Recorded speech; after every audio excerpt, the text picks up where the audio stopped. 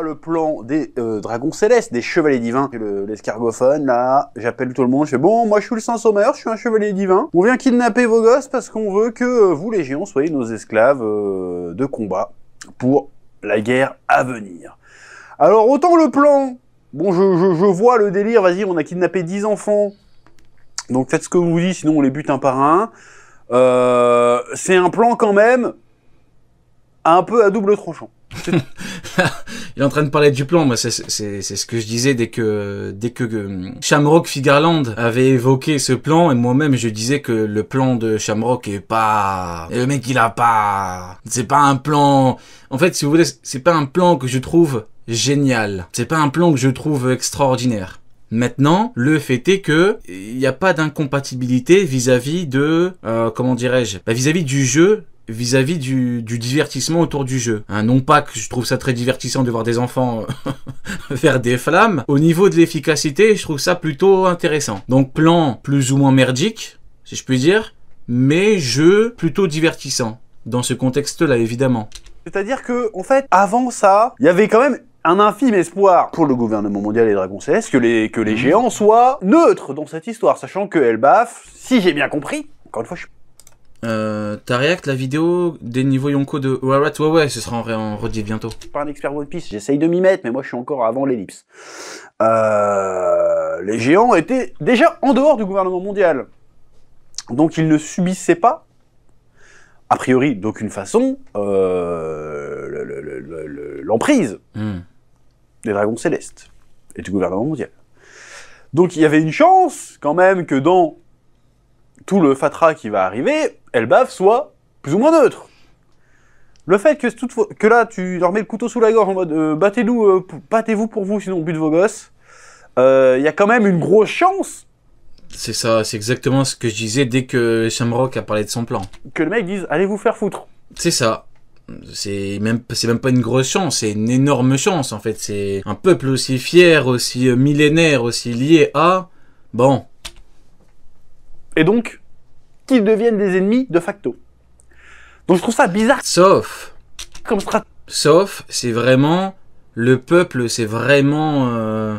a radicalement changé au niveau de ce qui faisait vraiment d'eux de vrais guerriers à l'époque. Peut-être. Stratégie quand même, il y a quand même un gros risque. Mais bon, dans ce monde-là, avec moi, les géants, ce sera encore des méchants guerriers, et j'enverrai tout le monde les chevaliers divins. Maintenant, Jarl, il en peut plus. Il manque en tout cas les éléments les plus intéressants qu'on pourrait éventuellement avoir, mais bon. Énerve les guerriers d'Elbaf, vas-y, on te regarde. Et admettons qu'ils aillent au bout. Donc ils se mettent les géants à dos. Donc ça veut dire que d'une certaine façon, ils craignent les géants. Ils se disent, oh, si les géants se mettent contre nous, en plus du reste... C'est ce qu'ils sous-entendent, hein. Avec les géants, tout va changer. Donc, je pense qu'ils prennent un peu la confiance, mais au fond d'eux, ils sont au courant que, bon, ça passe ou ça casse, quoi. Ça risque d'être la merde. Donc c'est qu'ils ont certainement paré à l'éventualité que les géants ne collaborent pas. Donc il y a certainement une autre douille qui attend Elbaf, en plus de ça. Ouais. Sinon, le plan est trop bancal. Tu vois ce que je veux dire? Il y a certainement une carotte. Est-ce que... C'est pour ça que la théorie du God Valley 2.0 Elbaf, mais je la trouve tellement...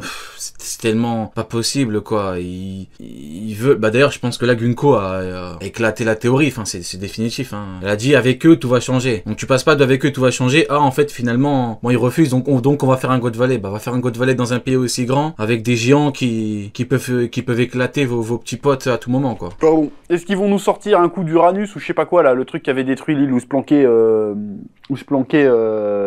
comment il s'appelle? Sabot, à l'époque. Ils ont rasé une île. Ils ont mis la main sur le Mother Flame, il me semble.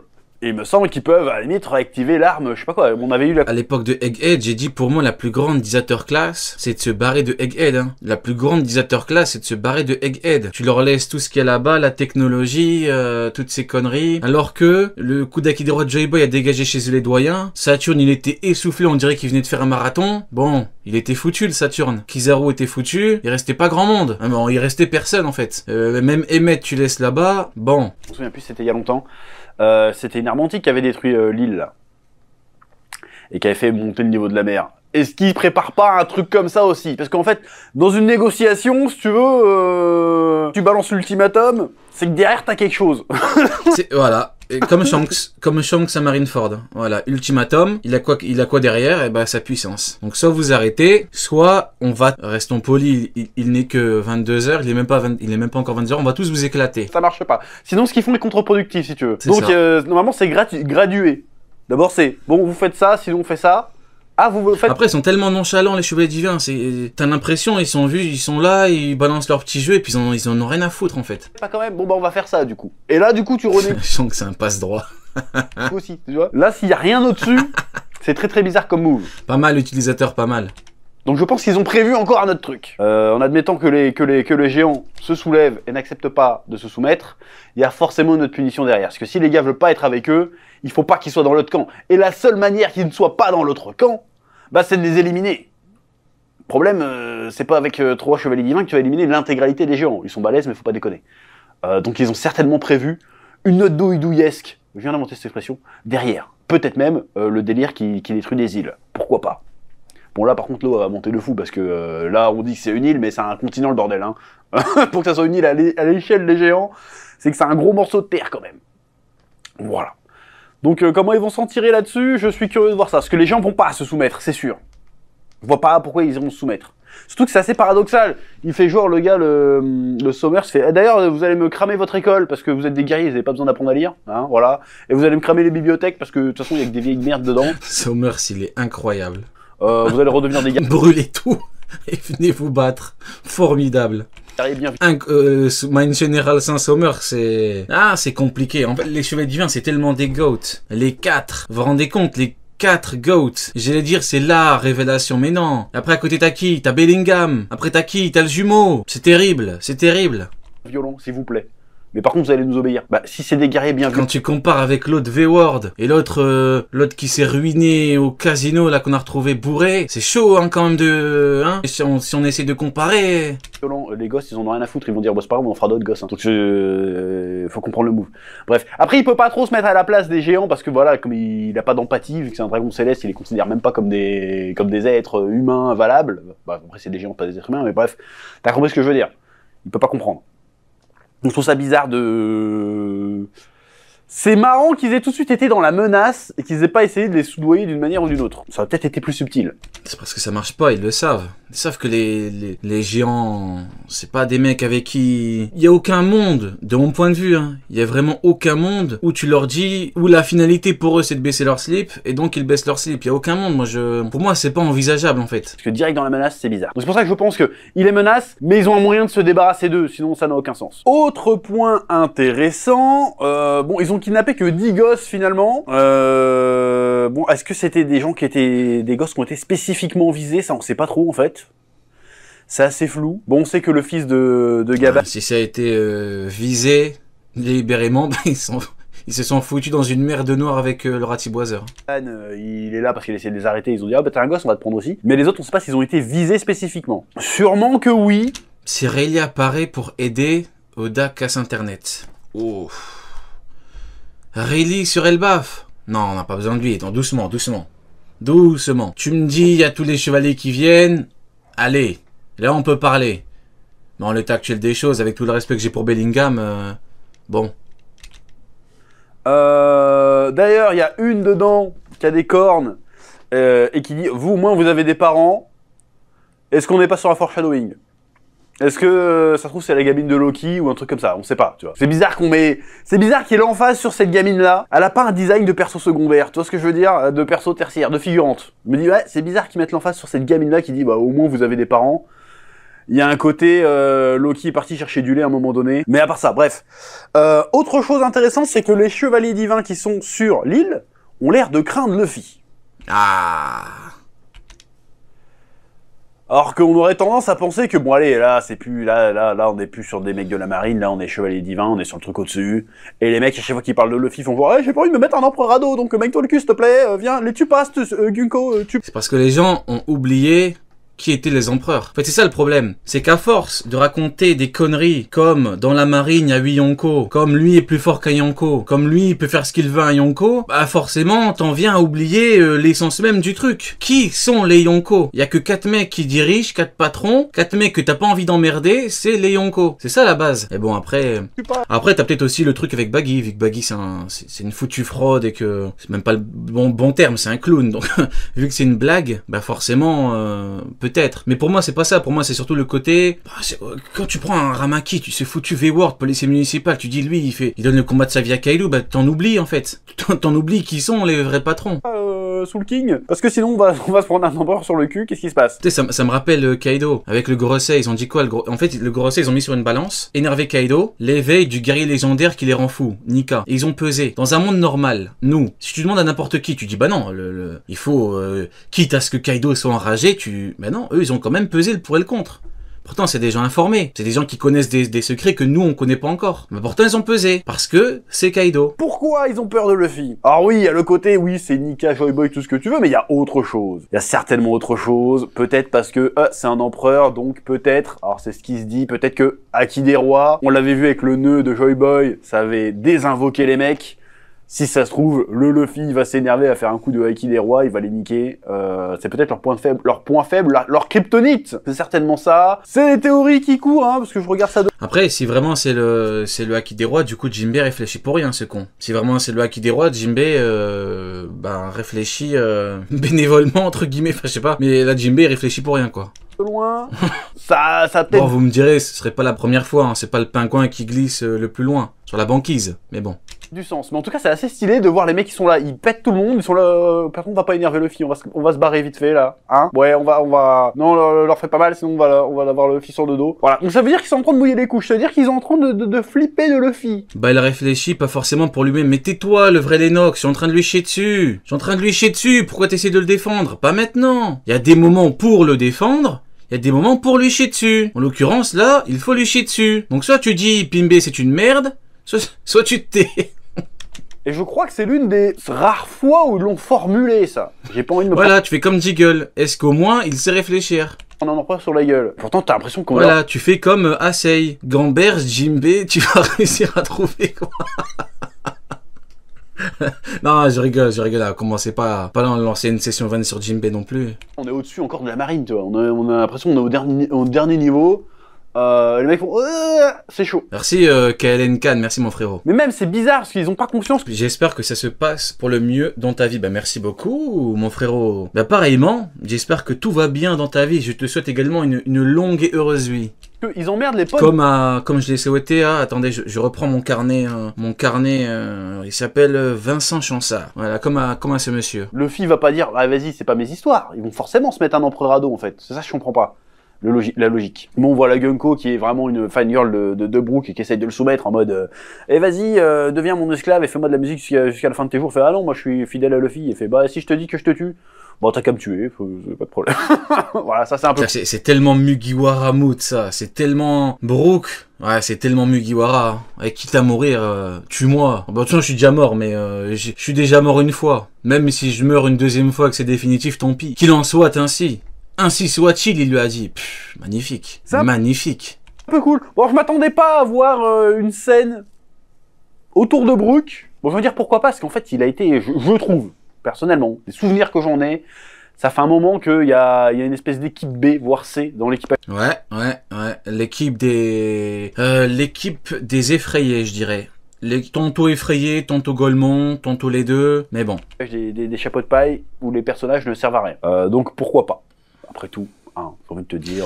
Bah, pas qu'ils servent à rien. Ils ont leur moment, mais c'est plus, il leur faut des circonstances, hein. Voilà, c'est très, il leur faut des circonstances particulières pour briller. Je dirais ça comme ça. Oui. Autre chose à noter, et sur laquelle, bon, je m'étais un peu attardé lors de la review précédente, c'était la réaction de Robin au fait que Zoro se sacrifie une fois de plus pour leur sauver le cul.